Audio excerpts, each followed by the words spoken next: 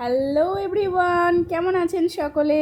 আশা করি সকলে খুব ভালো আছেন। সানা ক্রিয়েশনের নতুন একটি ভিডিওতে সবাইকে ওয়েলকাম। আজকে নিয়ে চলে এসেছি একটি রেসিপির ভিডিও। রেসিপিটি চিংড়ি মাছ এবং লাউ পাতা দিয়ে বানানো। রেসিপিটির প্রথম থেকে শেষ পর্যন্ত দেখতে থাকুন আর সঙ্গে থাকুন।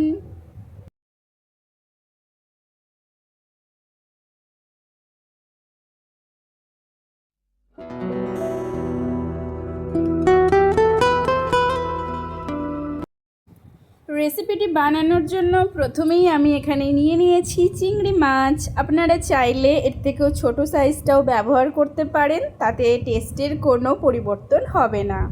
এরপর এই মাছগুলোকে খুব ভালোভাবে ধুয়ে বেছে নেব। দেখুন, খুব ভালোভাবে ধুয়ে বেছে রেখে দিয়েছি। এরপর এটা এক সাইডে রেখে দেব, পরের উপকরণে চলে যাব। এরপর নিয়ে নিয়েছি এখানে লাউ পাতা। এখানে শুধু লাউ পাতাই ব্যবহার করবেন, কোনো রকম লাউয়ের ডাঁটা ব্যবহার করবেন না। এখানে আমি ছোট বড় সব সাইজেরই লাউ পাতা নিয়ে নিয়েছি। দেখুন এখানে কত ছোট্ট ছোট্ট লাউ পাতাও আছে। এরপর এটাকে খুব ভালোভাবে ধুয়ে নেব। ভালোভাবে ধুয়ে নেওয়ার পর এরকম ছোট্ট ছোট্ট কুচি করে নিয়েছি, যাতে রান্নাটা করতে বেশি সময় না লাগে।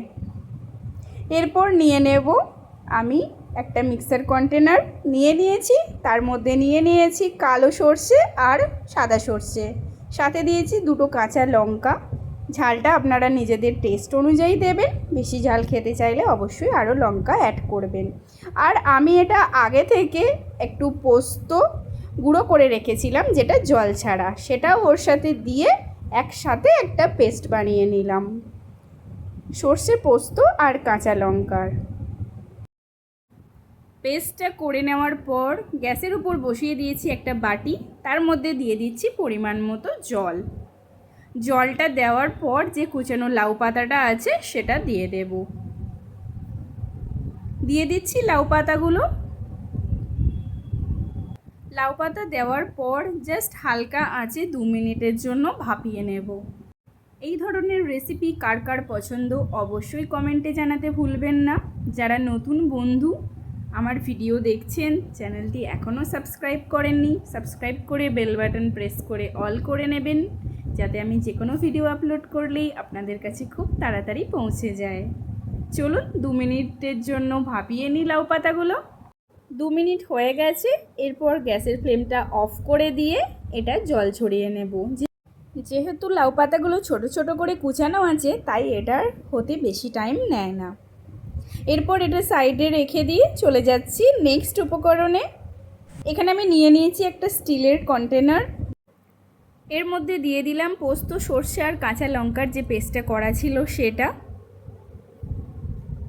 পুরো পেস্টটাই কিন্তু এখানে দিতে হবে। আর এরপর দিয়ে দিলাম কন্টেনার ধোয়া জল। জলটা দেওয়ার পর একটু ভালোভাবে নাড়াচাড়া করে নেব কন্টেনারের মধ্যে। এরপর দিয়ে দিচ্ছি ভালো করে ধুয়ে ছাড়িয়ে রাখা চিংড়ি মাছগুলো। আপনারা চাইলে এখানে চিংড়ি মাছটা তেলে ভেজেও দিতে পারেন, তবে এইভাবে বানালে তার স্বাদ কিন্তু আরও ভালো হবে। দেখুন একে একে দিয়ে দিচ্ছি চিংড়ি মাছগুলো।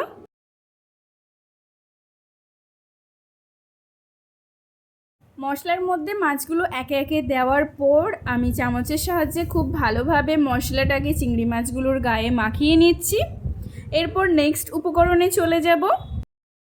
যে লাউ পাতাগুলো ভাপিয়ে জল ঝরিয়ে নিয়েছিলাম, সেই লাউ পাতাগুলোই এবার এর মধ্যে দিয়ে দিচ্ছি। পুরোটা দিয়ে দিলাম চিংড়ি মাছের উপরে। দেওয়ার পর সমস্ত উপকরণটা খুব ভালোভাবে মিশিয়ে নেব চামচের সাহায্যে।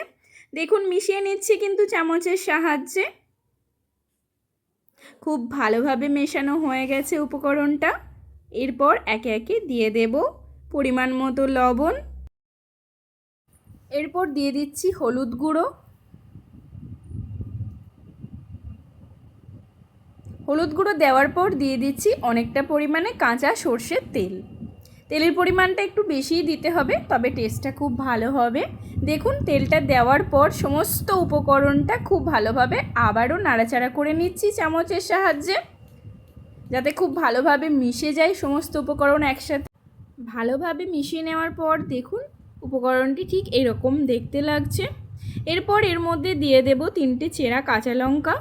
ঝালটা অবশ্যই আপনারা নিজেদের টেস্ট অনুযায়ী দেবেন, যদি আরও ঝাল খেতে চান তো আরও লঙ্কা অ্যাড করবেন। সমস্ত উপকরণ দেওয়া হয়ে গেছে, এরপর কন্টেনারটি বন্ধ করব। ওদিকে একটা বড় পাত্রে বসিয়ে দিয়েছি কিছুটা পরিমাণে জল হালকা গরম হয়ে যাওয়ার পর কন্টেনারটা জলের মধ্যে দিয়ে দিলাম। জলের পরিমাণটা এমনভাবে দিতে হবে যাতে কন্টেনারটা না ডুবে যায়। তারপরে একটা প্লেট ঢাকা দিয়ে দিলাম। এবার এটা হতে দেব।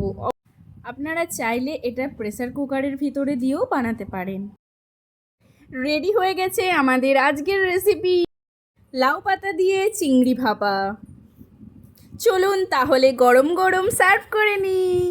আর এই সমস্ত খাবার কিন্তু গরম গরম খেতেই বেশি ভালো লাগে, তাই নিয়ে নিয়েছি এক বাটি গরম গরম ধোয়া ওঠা ভাত, সাথে একটু স্যালাড, আর নিয়ে নিয়েছি লাউ পাতা দিয়ে চিংড়ি ভাপা। এরপর দিয়ে দিলাম আরও একটু কাঁচা সর্ষের তেল, যাতে টেস্টটা আরও ভালো হয়। এতক্ষণ আমার সাথে থাকার জন্য সকলকে অসংখ্য ধন্যবাদ। আজকের রেসিপি আপনাদের কেমন লাগলো অবশ্যই কমেন্টে জানাতে ভুলবেন না। যদি ভালো লাগে তো একটা লাইক করবেন। দেখা হচ্ছে নেক্সট ভিডিওতে, ততক্ষণের জন্য সবাই খুব ভালো থাকবেন, সুস্থ থাকবেন। সকলকে টাটা, বাই বাই।